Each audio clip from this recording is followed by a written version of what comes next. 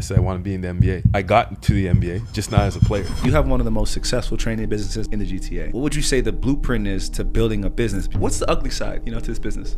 Who's the GOAT? I put Brian at 3. Okay. Your most notable client, Miss Kia Nurse. What's that like? If she hears this, she's gonna be bragging that I talk good about her. Where do you think the women's game has gone? And they're dunking. I've seen a lot of girls more skilled than the boys. Who do you take, Paige or Caitlin?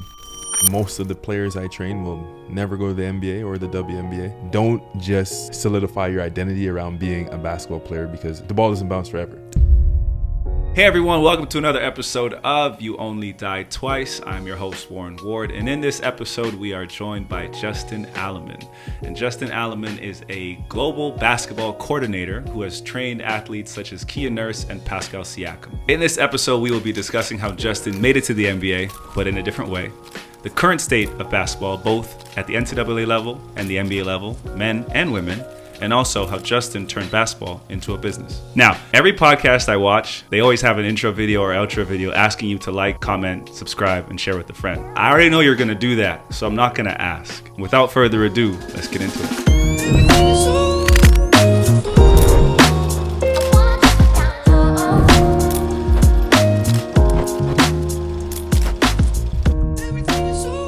I've been playing basketball against you since I moved to Brampton.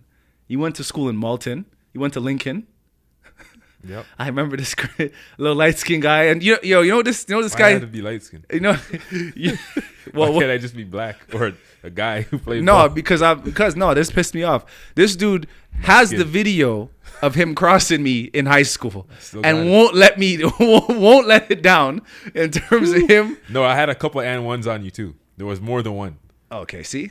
I have a good 4 or 5 clips on you. The first step was... So you went to Lincoln in Malton. Where are you from, though? Where were you born? Ottawa. Really? Ottawa man, huh? Yeah. Where you went to school. Yeah. You're born in That's Ottawa. why I couldn't go there. That's not why you couldn't go there. You went out to... So where'd you go to university? University? I went to college in New York, and I went to university in Newfoundland. You went to college in New York? Yeah. Which college? Broome College in Binghamton. Why did you go there? Was a long story. I'll make it short. Okay. I went there because they gave me an offer and I couldn't refuse. And obviously, everyone wanted to play D1. Yeah. And this was a JUCO though.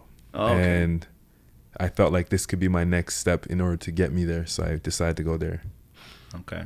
So from Ottawa, you stayed in Ottawa because you obviously moved to Malton. That is like, I had 10 more stops before I got to Malton. Oh, okay. 10 to 12 stops. So I went from Ottawa to Scarborough. Okay. Scarborough to Mississauga to like Rexdale, back to Mississauga to Vaughan to Jane and Finch to Sauga. Again. Yeah, but this time different. Then Sauga, I was living there for a little bit, and I still went to high school in Mississauga while I lived in Malton for like a year or two. And then my last year, like everybody did that little victory lap sometimes. Yeah.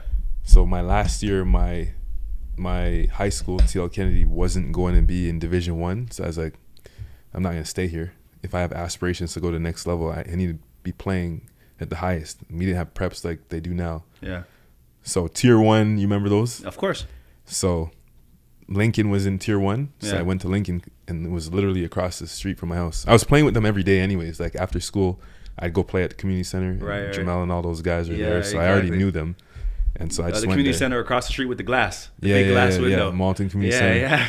Yep, that same Right. one. Interesting. So the reason why I wanted, and I'm usually starting these with like a why, and the reason why I wanted you to come on this today is because you're one of the most successful people I know who has used basketball and not the other way around. As I said, you alluded to say that basketball has used you. I mean, at certain points, yeah. Of course. So when you say basketball has used you, because you never went pro. You necessarily we'll get into your transitional journey per se into what you do now, but you didn't go that route. You didn't choose to play professional basketball. You turned basketball into a business. And to me, that's impressive. I agree but I did it in that sense because I didn't have another option. Okay. I wanted to go pro. I had professional offers, but I just didn't have the support. Where? Angola was one. That was my first one. Israel was second. I had Australia. Whether I'd go there, do well, or make the team and do all those other things, nobody will ever know those things because I didn't end up going. But these were people who sent me interests and contracts that I could have signed for. Okay. But I just... You had an agent? Yeah. Okay. I just didn't have the support at home to... Like, I was living on my own from when I was 18. So I didn't want to... I couldn't take the risk of giving up everything that I had to go there and then potentially get cut and come back to nothing. You know what I mean? So I was like... to start from exactly. From so I made a executive decision at that point. I was like, you know what? I'm going to just stay home. There was no CEBL or NBL and all that kind of stuff at the time. And I just decided I have a better option or better shot of staying home, making this into a business and trying to kind of go from there. Do you think your mindset has always been a bit more mature and advanced than most people your age? Because that's a pretty tough real life. Like you decided to forego your own dreams to now turn this into like a business per se. I mean, my friends always used to tell me that because I was always the first to do a lot of things, like the first to get my own car, first to live on my own, first to like go away for college or university or anything like that. So yeah, I would say it's been a little bit more mature because I've always had to be that way, you know? How'd you get your start in basketball? I started out playing hockey because I'm from Ottawa. Say a word. I swear. Hockey. Had a whole helmet. I can't everything. see you skating. I won't lie. No, I could skate. I was fast. So I could skate too. That's what's crazy. But the crazy part is like, I just couldn't stop. Yeah, same. So my fear was so then we can't stopping. Skate. Yeah. No, you can't skate. No, I can skate. But if you can't stop, you can't skate. No. It's like saying you can't swim. I could swim. I just can't swim for long. I could swim. Am I tripping or what? Bro, if you can't stop, you can't skate. No, you can't skate well. You can't do everything well. I can skate very fast. If I can play basketball, but I just can't dunk, does that mean I can't play ball? That's a good question, but it's so different. If I could... Like in hockey, starting and stopping is a very important part of the game. Dunking is not a very important part of basketball. So if I could play basketball, but I just can't dribble the ball well, like I could shoot. Then you can't play ball. Yes, I can. People are signed for that. People are signed to what? Kyle Korvers of the world. People who... You've seen Kyle Korver's handle? Kyle Korver has a handle. But up to what standard?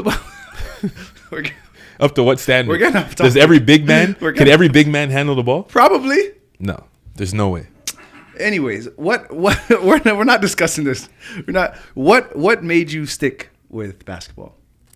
Like you started because you, like you said, you started playing hockey. So what was it about hockey that made you stop and get into ball? Well, moving from Ottawa's a hockey town, right? Especially back then. I moved to Scarborough, and everybody there either played soccer or football. So everyone was black, basically. Pretty much, yeah. Or brown or something like this. So they were all playing soccer mainly and basketball. And for me, it was the easier thing to do. You know what I mean? Like, did you play before? One person just has to have a basketball, and everybody else can just join in. Fair. You need in hockey, everyone needs their own equipment. They need their own skates. They need everything. I could play basketball at Tim's, in tennis shoes and Chucks, whatever I have on the playground. It doesn't matter. Why Tim's? Because maybe that's all you got. And I played in Tim's before. When it's winter time, you're not gonna wear your outdoor shoes outside. You're wearing your winter boots. So did you ever play ball in the winter? Yes. Yeah, I did that too. Ghetto ball. Yeah. Where you just punch the person who has the basketball because you can't dribble. You just have to score. I've done that. I've definitely. Would you call it ghetto ball? Nah, we did in Scarborough. That's what we called it. Ghetto ball is crazy. What does basketball mean to you? Freedom. Why? Because it allows me to do anything I want to do in this life. It's given me that opportunity, at least, where I don't have to have I've never had a regular 9 to 5 since I was in high school. Yeah, since I was in high school, I haven't worked a 9 to 5 job. So it's given me that freedom to be able to be myself, do something that I enjoy and love to do. but also travel the world and gain experiences by teaching other people about the game of basketball. Yeah. You didn't play beyond university. Actually, after I was gonna do this pro stint and I had these contracts and I couldn't travel, I couldn't go away because of not having the support and not wanting to start over just in case if anything happened. But I did do a little stint in a semi-pro that was closer. Oh, okay. But people probably don't know that. So there was this team in Buffalo called the Buffalo 716ers that I actually played on. How long? Well, that didn't last because my schedule couldn't keep up. So I probably did 3 months, and then okay. In Buffalo. Yeah. Oh, okay. I didn't know. But I was driving. Again, in semi-pro, you're not making a lot of money, obviously. So I was driving to Buffalo Tuesdays and Thursdays to go to practice. So I'd leave my job early, drive to Buffalo. From Toronto? Yeah, drive to Buffalo to make it to practice, and then I drive back home. That is crazy. So that was me trying to keep the dream alive and seeing like, okay, maybe this could parlay into something else if I can't go across the world and do it. You know what I mean? Did you feel maybe lost at that time? Did you feel like you knew exactly what you were going to do? No, I had no idea. I just knew that I was young and I loved the game of basketball and all my friends were still playing it. But most importantly, that was the identity of myself at that point. Yeah. You know, everybody knew, oh, this guy, he plays basketball. This is what he does. He's always been doing it, you know? So I didn't want to let that go, and I tried to keep that for as long as I could, make sense of it. Were you able to did that scratch your professional itch? No, because again, at that point in my career, I was working car sales. Oh yeah, I remember that. So I started doing car sales because again, you can kind of go in and out when you can, at least where I was. And I was able to talk with them. I knew that if I sold a certain amount of cars that they would let me kind of be freer. So I try to do it the best I can without it taking away from that and still allowing me to pay all the bills I had at home and do all the other stuff. But then when it became too much of a nuisance where it's like, okay, this is like driving 2 hours to Buffalo and then wild. 2 hours coming back and it's just practice. And then you got games and then sometimes they call like a random practice. If you're not there, then you're not there, you know. Then I had to stop. Do you regret the fact that you never got to live out your pro dream? I don't regret it because I think that route just wasn't for me. Like if it was for me, it would have been. I'm not saying everything should be easy because, you know, the best things or the best joys don't come from everything being so easy. Mm-hmm. But I believe that if it was meant for me, then I would have done it anyways, you know? Do you feel as though back then and even now, how much of your identity is attached to basketball? Because even right now, you're known for basketball. When, you know, like whenever I hear your name, it's for basketball. Yeah, I mean, I feel like back then, known for basketball and still known for basketball, but in a different way. Like before it was basketball player. Like this guy plays basketball. This is what he's good at. This is what he does. This is where he goes. Now it's like this guy is a teacher of basketball. Yeah. He's a mentor in the community. He does, you know, he has a different sort of alliance with basketball. But obviously that's my main thing that I do. So still have that big, what am I saying? Obviously the big presence in basketball in terms of what I'm known for. Was it hard for you to let go of that? To say, you know what? Yeah, this isn't for me. Or as soon as you said this isn't for me, you were like, okay, cool, I'm on to the next thing. Nah, it was definitely hard because even now I still battle with it. I see these young kids playing and I'm like, nah, whoop this guy. Exactly. This guy's trash. You know what I mean? He's not actually trash, but I mean, like in my head, I'm still better than you. But I know that they're a lot quicker and faster now. Me, like I'm 35, so you know. But in your head, you think you're still that young guy who can compete with them. They're trash. That's its own clip. So it's like, I know, I get it.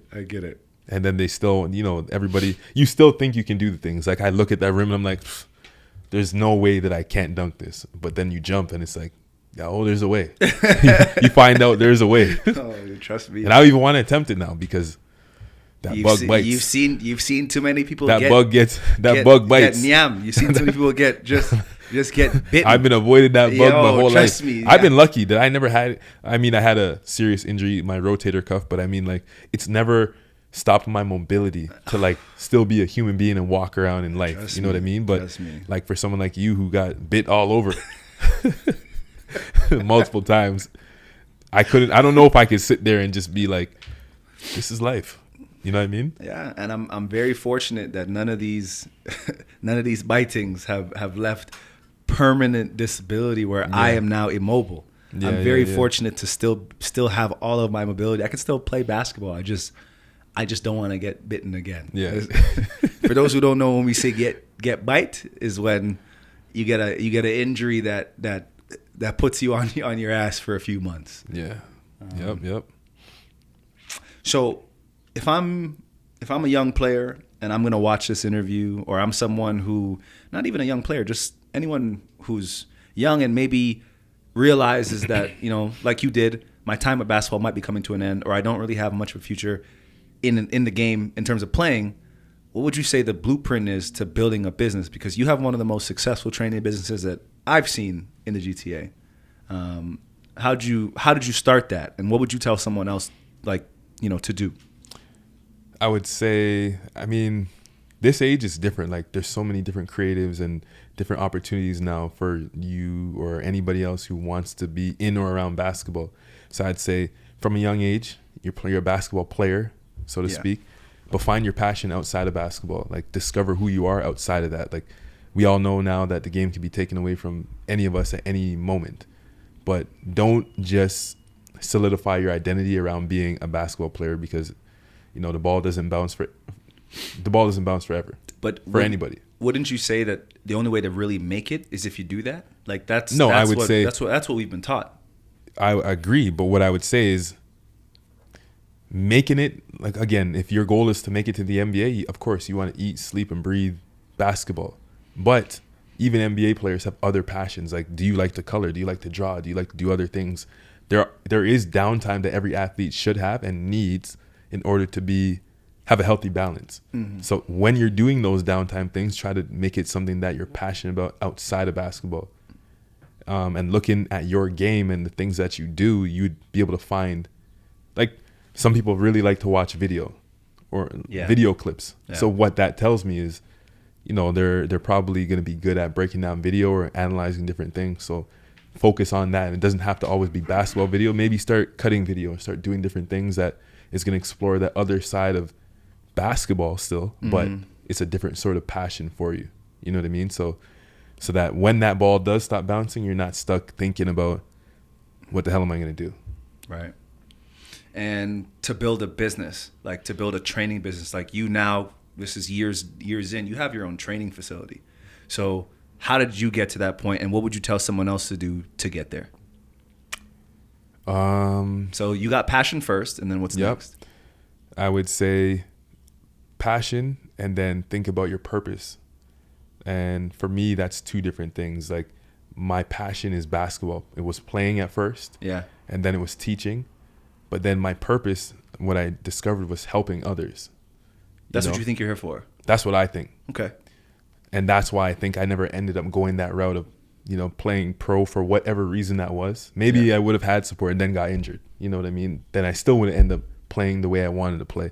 But I felt like as I'm teaching people and I continue to get opportunities all over the world or all over the globe, I realized that I actually enjoy helping people more than actually teaching the game. So whatever aspect or whatever capacity that ends up being, showed me that is my purpose, my true purpose. Besides the financial rewards that you're going to get, what do you love about running the business that you're in? What do I love about running the business that I'm in? I love that it's hands-on. Like, I get to know people. You know, I get to figure out what makes them tick, what makes them go, what makes them happy, how to, like, get in their minds and really deep dive and develop them as a player on the court, but also off the court. Because a lot of these kids come in with, you know, different anxieties or different triggers that, you know, maybe one kid can come in and miss 2 shots in a row and that really pisses them off. You know what I mean? Mm-hmm. Another kid comes in, misses 2 shots in a row, and they're like, it's not the end of the world for them. So being able to then figure out these kids and what makes them go or what makes them tick, and then help them in that aspect, is something that I really like to do as well, because I believe that will transition much longer than any basketball drill that I do exactly on the court. So you're focused more so on developing people. Yeah. Mm-hmm. I want to go back a second as well. But you said you obviously have passion. You said you talked about your purpose and what you feel like that is. Has that led you, or I should say, what are the steps someone else once they have identified those two things? What is the intangible or actual steps you took to then go ahead and build this thing where you now have the opportunity to do what you just said, which is you get to find out what makes people tick in your own facility. I really want to know and understand how to do that, because that's something that we all say. It's like, oh, when you're done playing basketball, whatever, you just go start that business. Well, how do you do that? Do you understand how to run logistically a company? Do you understand how to pay taxes in your company? Like, that's what I want to get at. Well, that's a lot. I know. And summarize it. Well, for me personally, I understand that I'm never going to be, or I never want to be the smartest person in the room. And I have to understand that I can't do everything. Okay. Just like the show needs a host, it also needs a producer, it also needs somebody who's good with the camera. It needs all these different pieces. I feel like to run a successful business, you also need that. Right. You could label me as the CEO or the trainer, head trainer, whatever you want to call me. No big deal. But I also need an accountant who's going to do my taxes. I also need somebody like an admin person who's going to do the things that I need to get taken care of online. I also need someone who's going to run my facility. I need all those things. So I'd say start off with making sure that you have a team, a committed and loyal team who is also all about the goal that you guys have mapped out. And then obviously you need a driver. So somebody who's going to be the driving force, that when things are hitting the fan or when there's no direction you need to go in, somebody who can make those tough decisions. And that should be the CEO or the founder, whatever you want to call it. But again, be driven and have your goal in mind. And then me personally, I worked backwards. So I said to myself, I want a facility in 5 years. And I said, how am I going to get to that facility? And so I mapped it out, facility, boom, backwards. What do I need? Okay, I need to find somebody who does construction. I need to find somebody who does real estate. I need to find somebody who does this, and I use those steps. And those are just the big steps. Once you get the bigger steps, you need to do the smaller steps. And once you get the small steps, you need the micro steps. But I feel like starting at a point where this is what you want and then working backwards is going to be at least work for me, the successful factor in what gets you what you want. And you have a very successful studio or facility. I mean, I'm doing all right, so I mean, very okay. Trying to get to a second one. If I get to a second or third, then we could say okay. Yeah. And by trying, you're on your way. Are you doing the same steps? You are essentially reverse engineering what you want. So here's a studio. Now you have to find these different people to help you get that. And then once you get there, you micro, which I forget the term you use, but you I'm just use micro. Yeah. You then go ahead and take those little micro steps, and then you knock those off, and then that gives you the totality, which is the studio. Exactly. Well, I mean, for these second or third ones, are trying to start in a different place in the world, like a different city or a different country. There's a little different logistics you have to go through, obviously, but and it depends if you want to make it the exact same one or like just in a different place, or if you're trying to make it bigger or better, or like the one I have is very private. It's very appointment based, so people don't just walk in there and expect to be trained. Like, it's not a community center. Right. But the new one I want is going to be more public based, where you could come in and just drop in and do things of that nature. And so you have people there waiting to train you. Exactly. So now the model has to be a little bit different. So I got to look at what I did on my first one, and kind of tweak it so that it is able to accept what that one's going to be offering. And we'll change gears a little bit. One of the things that's going on right now, and as it stands, I'm first in my group. No big deal.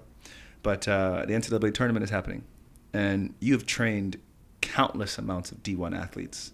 I mean, I can't even name all of them. I tried to Neither look it can up. I. Yeah, you've trained so many. So what do you think makes a good player? I think making a good player, that's so broad to me, because good to me is subjective. Like, good at... What makes a good overall player? He or she? Understanding what their role is. When someone understands their role, that will, to me, determine whether they're good or not. Because you could be the best player on a team skill-wise and not do your role, or not play your role on the team, and you'll be on the bench. I've seen it happen countless times. With really talented players. With really talented players who don't play, and they wonder why they don't play. Right. There's only one Kyrie on every team. Not even on every team. Yeah. If you're looking at the Dallas Mavericks, there's one Kyrie. Yeah. If another guy came there acting and playing like he played, but he's not Kyrie, he doesn't have the name, he doesn't have the accolades, the stats, he's going to sit. You know what I mean? Like, take a Jordan Poole. He plays the exact same way that he played on Golden State on the Wizards, but he's just not as successful. Because he understood his role on Golden State. Not that he doesn't understand his role on the Wizards, but it's two completely different things. Exactly. He had Steph Curry above him. Now he's the guy. And the skills that he was able to use and get away with in Golden State that he's trying to use now, don't work. Everyone's caught on. It doesn't work. So I'd say making a good player, especially at the college level, is really understanding your role, because that's a space where there's not as many, you don't just come in there and become a star. You really have to play a role and be good at it to become that star most times. Do you think people, especially at a young age, do you think they understand that and want to embrace that? No, I don't. I see it all the time. Do you tell them that? Yes. And they I don't personally listen. tell them that. They don't listen. I mean, in the moment, of course, because we're doing drills or they're playing 5-on-5, they're listening in that moment. But outside of that, I mean, imagine this, telling a young you that... Oh, don't use me. I'm a bad example. So telling a young you, listen, on them step backs and stuff you're doing, just work on your jump shot. Just work on your three-point shot. You could be spot up. You're 6'5", right? Yeah. You could be in the league, be a spot up shooter, knock down, and you'll make it to the league. Nah, I'm not listening to that. I seen T-Mac do this pull up. I want to do that because I'm going to be T-Mac. I'm going to be better than T-Mac. Well, that's the thing. Which kid do you know trains to be Kyle Korver? Everyone trains to be Steph. No one trains to be Kyle. Even though Kyle's the one who has they both have long careers, but Kyle Korver, you could argue, being in the NBA year in, year out. Easier for him, I think, than a Steph. Yeah, because of Steph's talent ability, right? Or Steph's ability. But overall, to be in the league, being an average player is just as hard. Yeah. Because there's people who could be better than you coming in, but you have a role and you play your role and you know what to do. And Kyle Korver mastered his craft. Shooting the ball off of screens is not hard. It's not easy. It's not easy, but it's not hard. It's not hard to work on, but it's hard to do. Yes.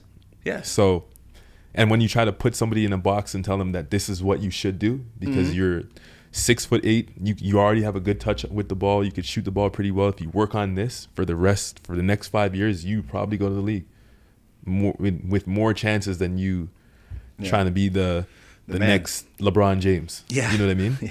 Well, there's an old saying, those who don't hear must feel, right? Yeah. Someone's grandmother told me that. Was she Irish? She was. She was. You've also trained a lot of female NCAA athletes. So where do you think the women's game has gone since we were, relatively young, 16, 17, the women's game was completely different. So where have you seen it go?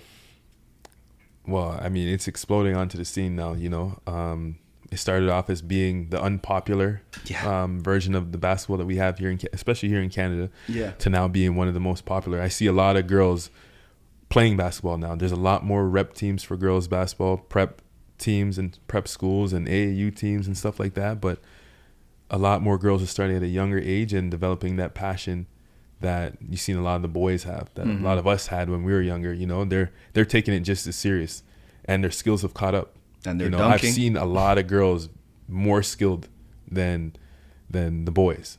And not saying at the same age. At the same age. And I'm not saying that it's, that can't happen, but boys have been predominantly more dominant in the game, or playing or starting early in basketball for a longer period of time. So seeing that now is like, it's crazy, because now, again, you're saying we're seeing them dunk. I've trained girls who can dunk, like 4 of them, and they're throwing lobs to each other, and they're doing a lot of different things. No, they're not throwing lobs. I've seen highlights. I put it in the group chat. They're throwing lobs. Lobs? Lobs. That's scary. Unscripted. Unscripted. Jeez. So, I mean, yeah, it's only just like the boys' game has, been escalated. I think that the girls' game again in the next 5 years is going to be even crazier. I mean, to be honest, this is the first year I've watched the NCAA tournament, and I can name more superstar women. Like, I'll watch a Caitlin Clark game, I'll watch a Juju game, I'll watch Paige Beckers. Like, I know more of the female names than I do the men. Yeah, same. That's it's not crazy, but it's just interesting that that's the time that we're in. One of the biggest names of people that, or your most notable client, is TSN broadcaster. Miss Kia Nurse. So you've been training her for eons. What's that like? How? I mean, it's great. I mean, because if she hears it, she's gonna be bragging that I talk good about her, because I never talk good about her. Oh, okay. Well, but she's great. It's been great. I mean, for us, we've been. It's probably like 5-6 years. I was gonna now. say you've been training her for years. And we went through a lot of stuff. I had her since she entered the league. Okay. Actually trained her even before she got to league from senior women's basketball. But so I had her really starting going since she got to league, and we were able to become an all-star. And then her having her own team, and then obviously, unfortunately, her getting injured, and then coming back from an injury, and then so I really got to see the ups and downs of a professional career of somebody that I've been training hands-on for so long, right? And been dealing with that mental part of their game, but also the physical part, and it's just been great to see it, and obviously being able to build a great friendship, which I call family now. She's like my daughter's aunt, so it's pretty good. How do you make someone like that better? Because she was already, like, everyone heard about her. She was already so good, even after injury. She's still very good. Yeah. So how do you continue to make her better? It's different aspects of her game. Like, we look at things differently every single year. So, like, going into her, when she came in the league, she was just a pure, she could shoot the ball, what I mean? And we wanted to help her put the ball on the floor and have a little bit more moves. Doesn't need to have a bag like Kyrie or anything. She just needs, when people run her off the line, she has a move and then a counter move. You know what I mean? And then coming off of that, now she's an all-star. Everybody knows that she can put the ball on the floor and do different things. So it's like, her first one was just doing a single move. Now we build on that. Put the ball on the floor. Can you create for someone else now? Right. And then building on top of that, building on and continuing just to build on top of those things. So I'd like to say it's like layers. You know what I mean? And now coming off an injury, helping her get her body stronger, helping her being able to plant on 2 more, because obviously she had an ACL. Yeah. So coming off it first year is kind of tough. You have to find your footing. You have to get rid of that nervousness that you have in your mind, and just play freely, and know that all the work that you've done in the off season has got you here, and you're stronger and better than you were before. So now that we're off of that, she's going to go back into her second year of being off that ACL, and just continuing to build on that. You brought up something interesting. You talked about having a bag, and there's been big discussion about having one, not having one. How do you quantify someone's bag, and is it a vital part of the game? Because you look at some of the stats in the NBA, because we live in that age now. We're talking about stats. I think, I don't know, it was a few years ago, but someone said it was 70% of points scored in the NBA come with less than 3 dribbles. But then you watch Kyrie's package, and Kyrie has the ultimate bag. So how important is that as a basketball player to have a bag? I think it's very important. Okay. But how deep is that bag? And this is what I explain to players all the time, because, again, just to touch back on what we talked about earlier, everybody wants to be the Kyrie or the Steph or the Dame, these guys like this. And I tell them like this: look, it's great that you want to be that, work on those things, but understand what your strengths are. You know what I mean? Like, imagine like a toolbox. When you're putting up a painting in your house, you have a toolbox. There's every single tool in that. You have a wrench, a hammer, you have X, Y, and Z. But to put up a painting, all you need is a hammer and a nail for most paintings. You don't need to use the wrench. You don't need to use a hacksaw. You don't need all this stuff. Now, is it good to have in your toolbox in case you need it? Yes. But it's not an everyday item that you're going to use. So I'd say you work on those things. Don't use them as your primary. Use what's going to make you better. Use what's going to get you on the court and staying there. And then now, obviously, the odd time that somebody puts you in a position where you need to use it, boom, you have it. Interesting. But don't ever think that that's an everyday move. Because it isn't, and it doesn't apply. You don't need that. Short clock or end of shot clock, you need to get into a bag. I'd like to have that hacksaw and all these other things that I have in my toolbox because I might need it. But how many times am I going to be in that position? I have LeBron James on my team. He's not giving me the ball. When he gives me the ball, well, LeBron will. But no comment. when he gives me the ball, I'm just supposed to catch and shoot. Oh, really? Yes, interesting. Unless I'm Kyrie. Or something like this. But he's, okay, fine. Forget about that. But Kyrie, if I get the ball. Just saying, there's people who are going to come in the comments and they're going to be shooting you. You mentioned he who must not be named. So, that's I'm just trying to go with the most popular player. Hey, well, that's Lord Voldemort. If I have LeBron on my team, I'm expecting him to do what he needs to do. And if he passes me the ball with 5 or less seconds, I'm supposed to shoot the ball because he created for me. Exactly. No, you're absolutely right. He's going to yell at me if I put the ball on the floor. You might get traded, let alone there you go. Also, so let's go back to the men's side. There's an interesting article that I read. It was actually not an article. It was on Instagram, and it was DJ Burns, who plays for NC State. He owns and operates vending machines. So they're making a deep run in the tournament, and he's decided to start a business while in school. And we can talk about the NIL deals, which I think is making the women's game better and the men's game better, and we'll explain why. But I wanted to get your thoughts on, should players be learning and studying and trying to understand how to make a business? Because even if you do make it to the NBA, you do have millions of dollars, you still have to decide what to do with that money. You still have to trust people to either make you more, and you have to use your own intuition in terms of what you want to invest in. And if you're not versed in that, you may make wrong decisions. So do you think it's a good idea for players like this? There should be more people trying to start businesses while they're playing. I agree. I think everyone, whether you're a basketball player or not, you should be trying to start a business. In the day and age right now, you have something that is free marketing for you, like Instagram. You know what I mean? So for these players who are in school and who are making these NIL money or in the NBA and making the money and want to figure out where to put it or what to do with it, then I believe there's no better option than starting your own business or finding a business that you can franchise or do something of that nature where you could have an opportunity to make money while playing or outside of basketball when you're finished. Yeah. And what the NIL has done, at least that I saw, is that teams like, the model of the one and done. Yeah. That's starting to die, because if I'm in school now, who knows? I may get to the league. I may not. I can enter after 3 years. No problem. At least I'm a bit more older, mature, stronger.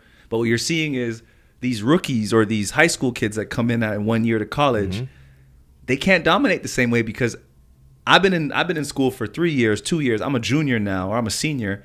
I've been making money the past couple of years. I've been training. Like I'm stronger than you are. So you better be really good as a high school athlete to come in, and this is why we see like the John Calipari system, at least this year, didn't work as well, because you got a team that just outmuscle you and out-hustle you, and that's due to the fact that these guys are now getting paid, so they want to stay longer. Yep. They want to reap the benefits of those 4 years.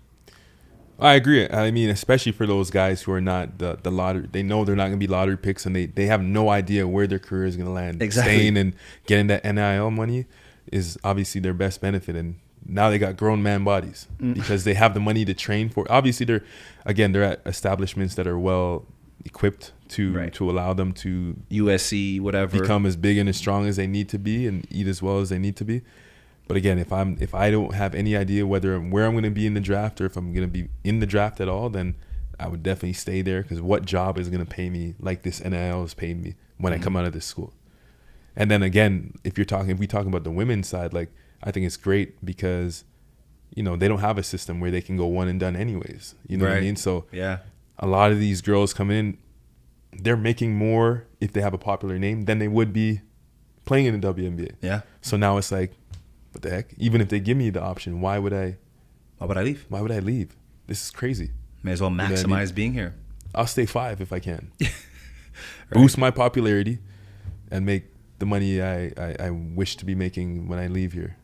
And most women go overseas anyway. They're gonna go play in Europe, and that's where they really make their money. Yep. The WNBA pays well, but obviously not well enough. We hear that, you know, quite a bit. So if I'm a woman playing in the, you know, in the tournament, and I have a name like Caitlin Clark or any of the other names that we mentioned, of course. I seen Ice Cube just offered $5 million. That is crazy. So you think she should take it? I wouldn't just jump on that right away. If he's offering her $5 million, there got to be other things out there that are offering her something similar. So her worth is probably up there. You think she'll get that playing overseas? I don't know about playing overseas, but maybe. So I'm saying, can she stay another year? I don't know. I don't know how long she's been in school, but I think she's a senior. Pretty sure. Depending on the terms of that deal, I might take $5 million. Is a lot of money for her to be playing. And I'll be honest, I would pay to see her play. Like to her to shoot the ball the way she does, I'd pay to see that. Who do you take, Paige or Caitlin? Who do I take? Yeah. Paige. Like in the length of the career, who do I think's better? Right now, today, who are you taking? Man, that's actually tough. Juju. She's not a part of the equation. Oh. I'm going to take Paige. Why? I'm not the one being interviewed here. I'm just trying to, I like the banter. I'm joking. I think Paige's game overall is better than Caitlin. I think Caitlin is a great shooter, but I also see Caitlin, sometimes she doesn't get back on defense. She can be a little bit sluggish. I think they protect her. The last game I watched, she kind of sat in the middle of the key while the other players basically defended, and she rotates out to shooters and closes out every now and then. But they save her energy for offense, which is smart. But on the flip side of that, I think Paige has a bit more well-rounded game than Kate. I think Caitlin is. And this is after injury too. Who? Oh yeah. No, for sure. I'm all on Team ACL. I know all about that. But I think her overall game is better. I think the fact that she's had that adversity where she, top of the world, the Gatorade Player of the Year, all of that coming out of high school, gets a serious knee injury, she got humbled. Yeah. And having to work in silence and come back on your feet, it's not easy. So and to said also, that with passion. Because I understand that. You felt it. Yeah, of course. I understand what that's like to have to think you're like, when I did mine, it was after I just played for Canada. I was there when you did an injury. I forgot. In Brampton. Yes. Yeah. I helped you off the court. That is true. You did. I forgot about that. Yeah. So there you go. Like I remember that, and just seeing her, I know she has that chip on her shoulder. And she wants to not only prove herself right, that she's making the right decision by sticking with the game, because after injury, it's like, should I play anymore? Yeah. Like, I'm done. I'm damaged goods, or whatever you want to use. Like, I think Jamal Murray said that. He said after he got injured, he thought he was damaged goods. Like, you can think that. It's very real. So, to come back and you want to prove yourself right and then prove everybody else wrong, I don't think Caitlin has that. I think Caitlin has, she's aggressive. I think Caitlin has that dog in her. I definitely do. Yeah. But I think Paige, she just has that extra bit of motivation.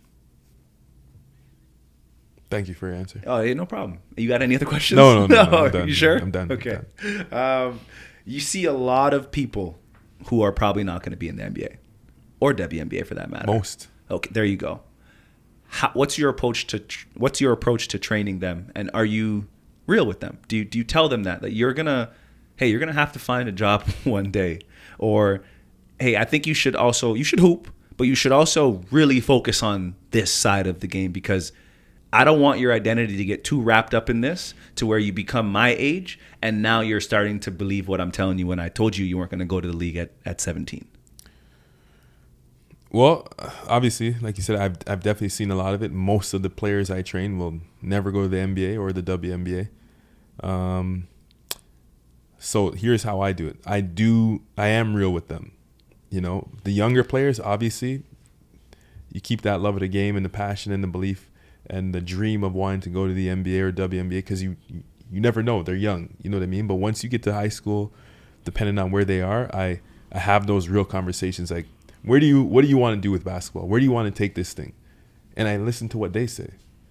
And most of the kids at this point will know. They'll say, I just want to be a Division I player. I just want to be a U Sports player. I just want to make it to college or whatever the case is. But for the ones that are like, I want to go to the NBA, I say, look, where are you right now?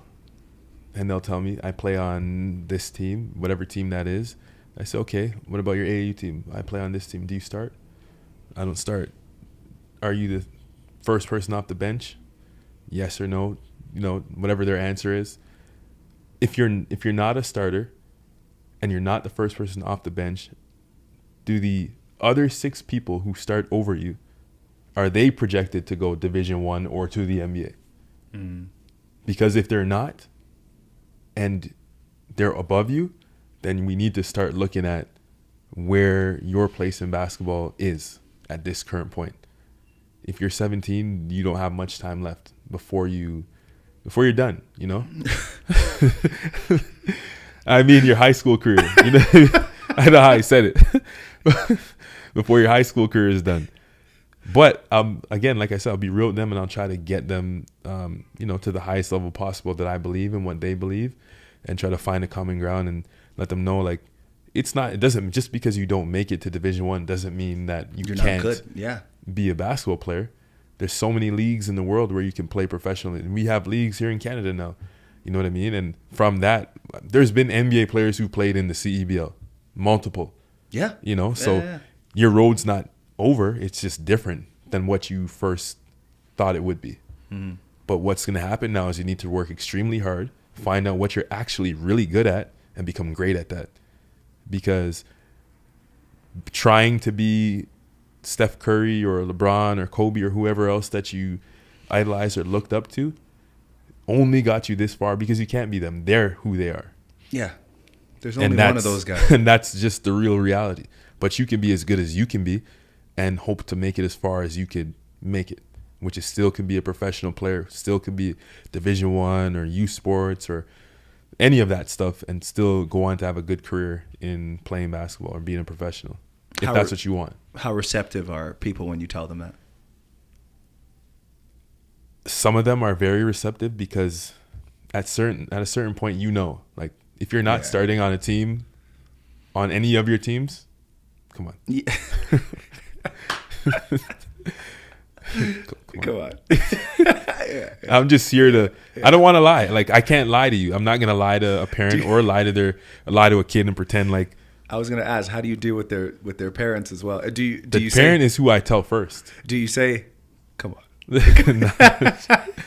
Well, the parent knows. The parent knows. Like, okay. As every parent is also living the dream with their kid. Right. You know what I mean? At first, and then they realize like when you jump from one team to the next, and because that coach wasn't good. Yeah. And then this coach didn't like you, and then you're on another team. I know, it's always the coach. Yo, bro, the coach didn't like me. Come on. It's not the coach. Come on. It's not that coach either or the other coach. Right. He's just not as good as you thought he was. Right. And that's fine. But let's try to make him as good as he can be and put him where he could succeed. You know, just because this is the top team doesn't mean you should be on that team. Is it the top team for you that's going to make you look as good as you can look so that you can get to where you need to go? Yeah. No, that's why he's not playing. So find a team that highlights what your son or daughter does and puts them in a position to be successful where they can show all their skills and go on to do what they want to do. That's what I always tell them. So I direct them to teams that do that or a team that they can try out for that will allow that. And then I have to leave it in their hands. Will I still train them and try to get them do my job? Of course. Yeah. But my job is to also be realistic with them if they're asking me to, No, understood. You brought up something and it made me think of this question is how do you separate yourself from, as you said, the parents are living the dream through the child. How do you not live out some of your own dreams and fantasies? Because like we all grew up, the NBA was the biggest thing. I didn't really know about, like European basketball until I got older. The NBA was the dream for everyone. That was that was the pinnacle. So you train these people, you work out with these people, you get to be around NBA players. How do you not live your own dreams through the people that, you're around? Because that's a big thing in our society is like, like clout proximity. So how do you not do that? I mean, or do you? I don't. I mean, I feel like everybody. I don't. I feel like here's what I think. Here's what I do personally. You're an idiot. Personally, like I have a saying that's written on my wall in my facility. It says, "Live your dreams." So obviously, our dream is for all of us. We started off as wanting to be in the NBA. You know what I mean? And I wrote that in my journal as a kid when I was 12 years old, wanting to be in the NBA. You know what I mean? And I tell people this short story every so often that, you dream big and you shoot for the moon. And if you miss the moon, you end up on the stars. That's what everyone says. Well, I wasn't specific enough when I wrote my dream. I said I want to be in the NBA. But I got to the NBA, just not as a player.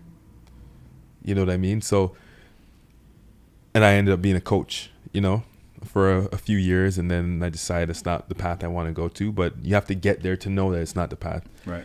But obviously, seeing and being around these players is an amazing thing, because you get to see, especially when you work with people at a young age, and then they end up being a WNBA player, end up being an NBA player. You get to really see that process that you want to go through. You just weren't good enough. Yeah. And obviously, I'm okay with that. You have to be okay with that. Some people aren't.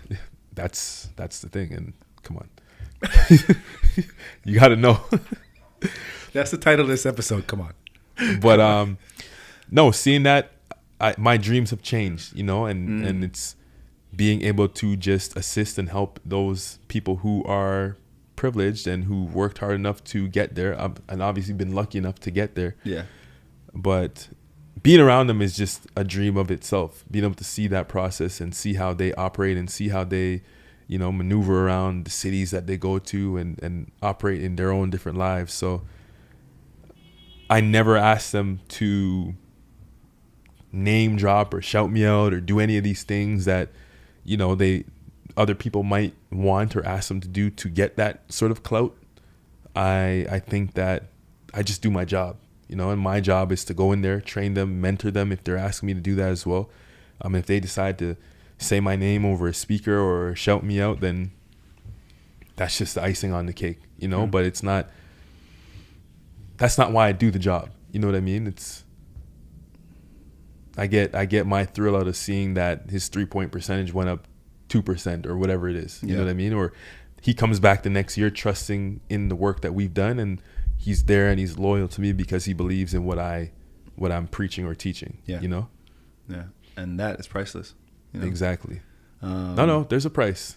There is actually a price. There is a price. Sure. Very true. But priceless, yes, I get what you mean. So you've obviously built this brand, Dreamchasers. Where'd the name come from? And there's no, who had it first, you or Meek Mill? I definitely had it before me. Because I don't know. I think he came out in like 2010 or something like this, or 2011. Okay. But like when he really started to be on the scene, I wouldn't know about him before that. And the name really came from, I just felt like it was something that we were all doing. Like myself, my friends, you, like everybody, all of us in life, we're just chasing dreams. Yeah. You know what I mean? And I was like, shoot, I'm starting this basketball company. What would I call this that could be applicable to everyone? And I was like, Dreamchasers. And I just believe that that's something that we're all doing from a young age, and we continue to do that until we get there. And even when we get there, there's another dream. Yeah. You know what I mean? It never ends. It never ended. Now, how the 3 Z's got onto it? Yeah. Well, obviously, I applied for my business name, and someone had the name Dreamchasers, not Meek. It was somebody else in Canada. They weren't using it, so I wanted to take the name, couldn't do it.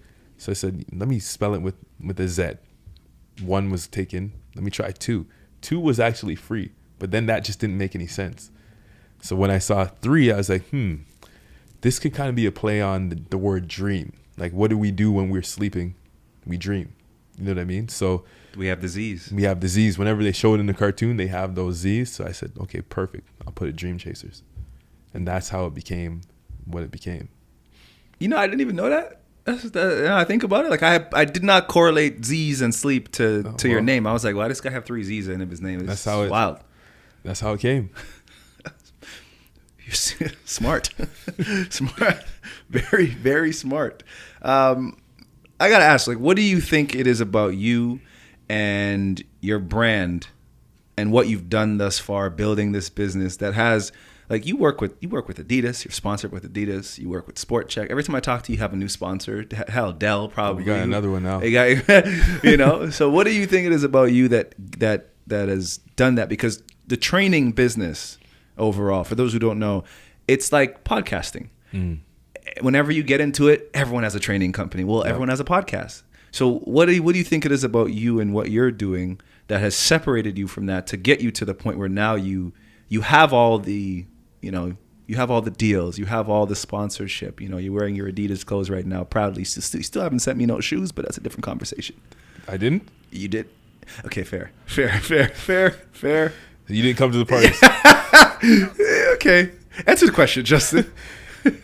I mean, I don't think I'm more special than anybody out there. I just feel like, and they can correct me if I'm wrong, I just feel like I work a little bit harder. And I feel like, when you say work a little harder, what do you mean? let me correct that. I work a little bit smarter. Okay. But I also think that people do things because they think it's cool. You know, they think like, okay, I'll start a training business because it's easy. Everyone else is doing, like, I'll open an Instagram account, I'll post some drills, and I'm a trainer now. Yeah. You know what I mean? Like, Yeah. it's the cool thing to do. It's like fitness. At one point, everyone was a fitness trainer just because they have a little muscle, or especially they go during to the gym. pandemic. Yeah. But I think, like, I do it for, and I don't know, I can't speak for everyone else, but I think that I started it and I do it continuously for the right reasons. Like, this is not about me. It's not called Justin Alliman Training. It's not called anything to do with my name. And I never want it to be about me. I want it to be about the people who are in it. I want it to be about the community. You know what I mean? Like, we're all here to chase dreams and get better. I should be able to remove myself, and it should still be able to run just as well as it was with or without me. You know what I mean? Like, but a lot of people are self-driven or egotistical, and obviously we all have our own egos and are self-driven to a certain extent, but Of course. This to me is bigger than just basketball training. I do it to help others. You know what I mean? And I feel like companies are able to see through others who might not be doing it for those reasons, but also see that when I'm doing it, I'm genuine in it. Like, when I first started, I was doing this for free. You know what I mean? Like, I was spending my own money to get these gyms so that I could give people opportunities that I just didn't have, because I wanted them to be in a better situation than I was when I was in grade 9 or 10 or 11 or whatever age I was. You know what I mean? Like, and I don't know if most people would do that. They might say they would, but doing and saying is two different things. How long have you been in this business now? Like 13 years. And when did you start getting the brand deals? 4 years ago. That should tell you something. So how many years you put in before you even had anything come your way? Let's just do the math. Quick math. That's almost 9 years. Okay. About 9 years. You know, so I guess the question people have to ask themselves are you willing to do something that you love to do, or that you say you love to do, for 9 years before getting any sort of reward for it? I was. And it may take longer than 9 years. Like, the way I see it is, like, again, like, I didn't go that pro route for different reasons. The security for me personally wasn't there. The support for me personally wasn't there. But when I started to do training and the opportunities opened up, I got a deal with the NBA. I started working with the NBA, and they put that security there. Mm-hmm. You know what I mean? I had everything I needed, plus was able to take care of back home. You know what I mean? So that sort of aligned and made sense for me. But before that, like, I lived in India, you know. Oh, I know. Shout out to all my people out there. I'll be back soon, hopefully sooner than later. But I mean, like, do you mind if we use the picture of you? No, don't do that. No haircut, no nothing. It's crazy. I hope they have the tools necessary now to get someone like me a haircut out there. And I'm sure they do, because they have a pro league out there and stuff now, you know. But I went out there on like close to nothing to take an opportunity and to take a chance on myself, but most importantly, my business, to help build it. So now I can be a global entity. I can be a global coordinator. I can go to different countries and be respected and know that I'm wanted in different spaces. And they're like, yo, this guy, he's opened 5 academies in India. He's opened academies in Asia. He's been to Dubai or Vietnam and doing all these different things out there, because I was able to take that risk and take that chance to do it. You went to Dubai? Yeah. I didn't know you went to Dubai. I lived. What? Lived. Where was I? Probably in the group chat. No, we didn't have it at that point. We didn't have it at that point. Oh, wow. I didn't even know you Like went 10 different countries now. Okay. 10 different countries. What's the ugly side to this business? The ugly side is obviously, others coming into the business and saturating it, but not being as true to the craft as you are. Mm-hmm. So like them coming in and doing it for the wrong reasons, trying to get a quick dollar or a quick buck, or trying to get the clout that you've worked so hard to get, mm-hmm. if you even have any. And like, let's say I offered training for $20, but I'm really in this. I do this every single day, and I really want to give my all and give it to the youth. But somebody else comes in, I'll do it for $5. Now they got all the clients for $5, and it's just to make a quick buck. They don't really care. They're not invested in it. You know what I mean? Like, they're in and out. I talk to these guys, my clients, outside of when they're in those training sessions. You know what I mean? Like, we have an actual working and non-working relationship. We have a mentorship going, like that sort of stuff. You know what I mean? So I think the ugly side is, just like anything else, people doing it for the wrong reasons and trying to make financial gain, opposed to doing the job and the financial part coming as a bonus. Yeah. Would you also, would you say that running the business day to day, like, is it challenging? Is it overwhelming? Like, how do you find your time management? I definitely think it's challenging, and that's the part where you definitely need a strong team. You need people who are in place, and again, who believe in your goal and your vision, and who have shared visions with you. But people you can trust to place their input and do things when you're not there. Like, I travel a lot, so I need to have people in place to run things when I'm not there. Or if I decide to go to Bali for 3 months to work out there, then I need to have people here who I trust and who can do that. But when are we going to Bali for 3 months? I lived in Indonesia for 5 months. Where was I? This wasn't in the chat, clearly. No, this is before the chat. Was it? No, if you're saying it was 7 years, the chat was there. Golly. So I was there. You were probably playing or doing something. Yeah, that's definitely. But I mean, and again, that's another whole aspect, because a lot of people don't understand this. Like, they look at me and they think, okay, he's a trainer, but I'm not. I'm not actually a trainer. I do training, but I am not a trainer. I'm a businessman who does training, if that makes sense. Elaborate.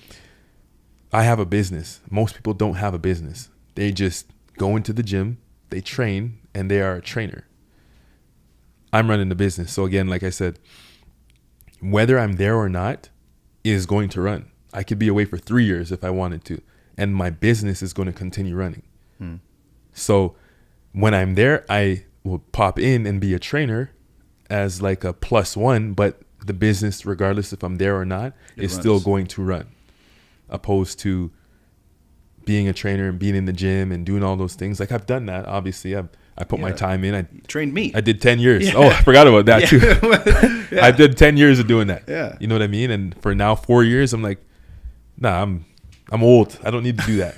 I'm not old in the grand scheme of things, but I mean, like, my 10,000 hours is over. Fair. You know what I mean? Like, it's time to let somebody else who wants to do that and do that. And I don't want to gatekeep or trying to do anything of that sort of, or in that nature. But so I will allow those younger guys who want to do that and get their feet wet and do those things that I've already done and accomplished. And I'll give them that sort of platform to do it on.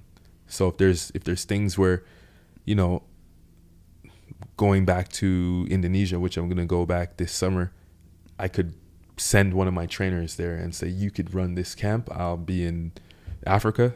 You run this one in Indonesia. I'll do the one in Africa. And because it's something that they want to do, and it's a business. You know what I mean? We're all profiting out of it. We're all living our dreams, and we're doing things that are helping other people. With that, what's next for you? I mean, what's next for, you know, Dreamchasers? Like, where do you want to see this go? And will you ever fully detach yourself? As you said, you're running a business, so will the business completely run itself on its own and you'll go off and do something else? Like, what are your dreams now outside of this? I don't think the business will ever, you know, it's when you start a business like your baby. Yeah. You know, so I don't think I'll ever fully detach myself from it. I'll be like very removed, but I'll still be somewhere in and around. Like, I don't ever want to get so removed that people think I'm bigger than it. That's my whole thing. Like, I'm still so much about community that I feel like I still want to know the people who are going in there, and I understand for it to grow and to become what I want it to be, I have to allow other people to be in place. But I still want to be able to come in there and be like, oh, Jessica, oh, I remember when you were 5 years old, you were coming here, and you're 15 now. The progress and the this and the that is extremely important. You know what I mean? Like, I still want to be able to do that, but not have to be there on a day-to-day. But I would say the vision now is to, again, completely not have to go in there on a even weekly or month-to-month basis, you know, have someone in there who I'd say is completely full-time. Well, maybe 4 or 5 trainers who are completely full-time, and me working on other things like starting courses. I've started to do courses where I will be lending out my expertise or offering it as a service where people can buy it and say, you know what, this is how Justin got there. So let's say wanting to be a trainer 101 or something of this nature. Then I'll give them all the steps. It's a course that they can take and figure out their own journey, but me giving them the blueprint of how I did it, and then putting their own little twist. And another course, just how to market yourself as a brand, or how to become a brand that is marketable, where other brands want to attach themselves for you or to you. So doing stuff like that I could do one time and gives me residual income forever. You know what I mean? And obviously I've written a book, so I'm still working on my second book. So you know, doing stuff like that where I don't have to be in one place. I'm a world traveler. I love doing it. My family loves doing it. So I want to do that while still being able to stay as attached to my community, but obviously fulfilling those dreams that I have now.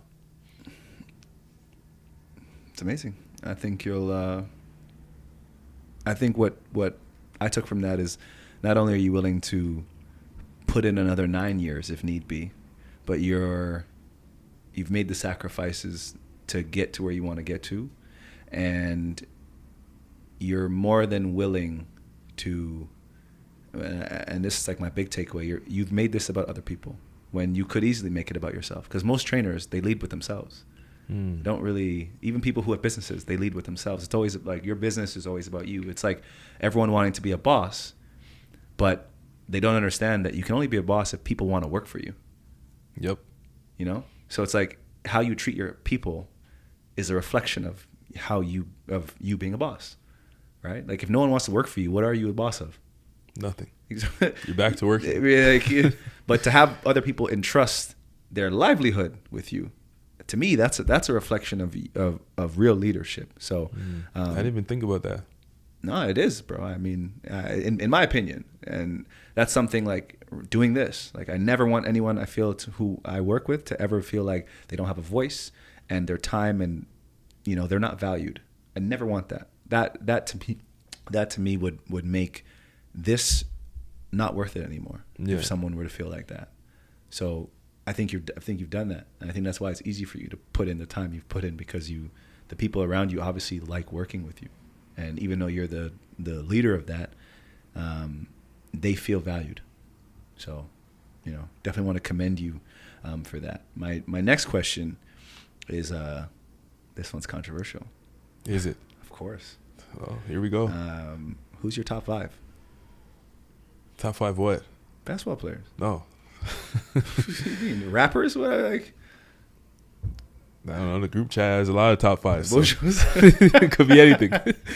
Top 5 of all time? All time. You're talking about the best.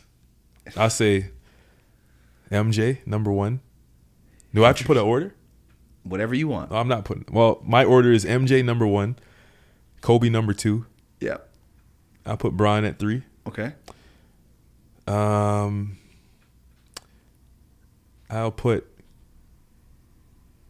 Kareem at 4. Okay. And I'll put Magic at 5. At 5. That's what I'll put. Solid top 5. Who's the GOAT? Jordan. Is he my GOAT? No. My GOAT is Kobe. Ah, interesting. But I think that Jordan slightly better. Why? In terms of career-wise. Okay. Skill-wise, I'll go Kobe. Okay. But if you're asking me my GOAT, my favorite, who I would take, one player, I'm taking Kobe over everybody. Interesting. I find that whenever we get into these discussions, like, for example, I had a video that went pretty viral, and I said Kobe came back better. I didn't specify when I said he came back better. When I said he came back better, he was a way better teammate. Like, if you look at the last 2 years of his career, he was better overall. Maybe not statistically. Before the injury? After injury. Okay. After injury, he was better. Better overall person, better teammate. He was more involved. And not like it wasn't a sob story. He was just better. So it's not just like stats or, physically. It's more so how you are as an overall person and player. I think he had a lot more relatability to other people around him. And you often hear NBA players talk about that. What I find interesting about this debate, especially today, is that whenever you make an opinion, so like there are people who are going to disagree with you completely. What I don't understand really, and maybe you can elaborate on this, but you will hear NBA players. So I look at NBA players of people like you've played basketball at the highest level possible. If I've guarded LeBron, guarded Jordan, guarded Kobe, I think I have a pretty good idea of who's the best and who isn't. What I find very confusing is that there are people who come in the comments and tell me and you we have no idea what we're talking about. Yeah, I didn't guard Kobe, but then they'll say the same thing to someone who did. So it's like they'll tell Matt Barnes, you have no idea what you're talking about. LeBron's the best. Okay, that's your opinion, but like, how can we not listen to the people who have been doing the very thing you've dreamt about doing? If I've guarded these guys and I'm telling you my opinion of who my top 5 is, who are you to come in the comments and tell me I'm wrong? And I just find that very, very confusing. And I wanted to know your take on that. I mean, should we be listening to the guy whose username is Yahoo 45 1992? Yeah, bro, LeBron's the greatest. The Jordan was trash. We're done with the 90s. We're done with the 90s. That's just ridiculous. That's just foolishness. Like, who should we listen to in terms of who can tell us who the greatest players are? I think that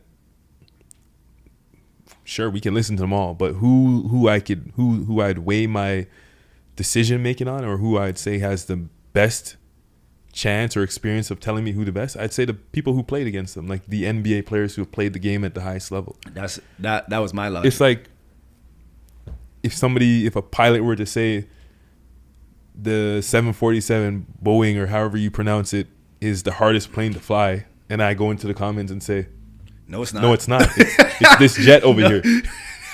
Why would you listen to me? I've never flown a plane. Just because I played simulators or I've done it at some low level, and I've never actually got in there and had to go into the air in a real plane and do the work that I'm debating about. It doesn't make any sense to me. Put that plane in the air and land it, and you're gonna be, no, it's not. That's not. What do you know about flying a plane? I've sat in the plane and watched. You're right. Like, you go into the stadium and you watch these players play, and you think that because you watched the game that you know more than somebody who's actually done it. That doesn't make any sense. You can know a lot about basketball. We all know a lot about basketball. We've studied the game, but you haven't played in an NBA game against Jordan, against Kobe, against Bron, or all these other players. But there are players who have. And if they say that this is the person, I think that we should put more weight on what they're saying because they have the experience. Interesting. Very interesting. How could we argue anything outside of that?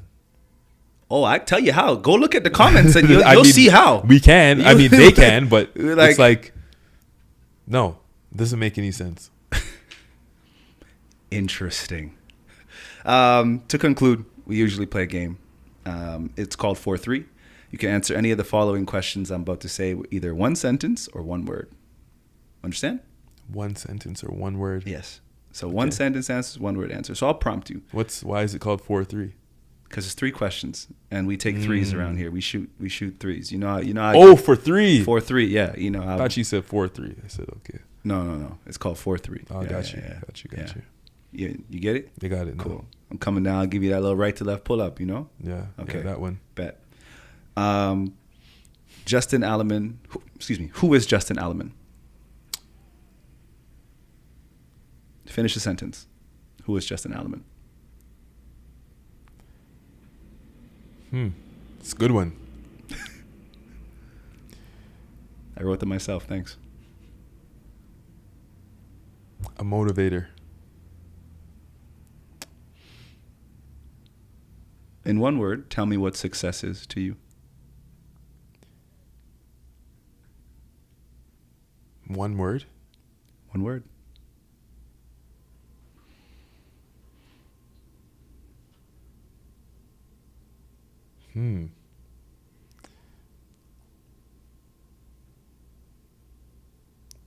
Oh, that's 2 words.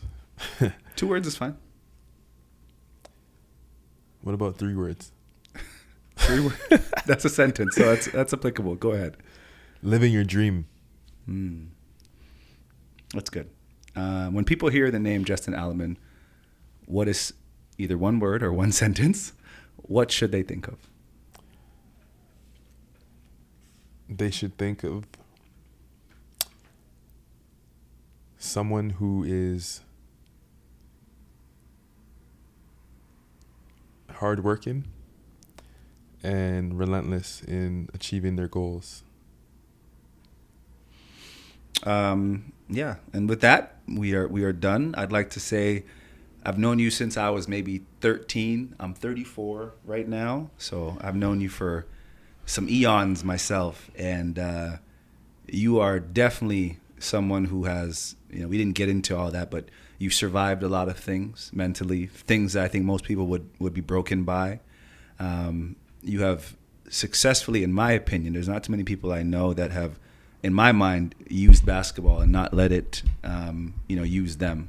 Even myself, I think basketball at times has used me, and I wasn't able to let it go, and be okay with that. So knowing you, seeing you do that, I was at your wedding. I've been around to see a lot of your growth, and I'm very lucky and blessed to know you.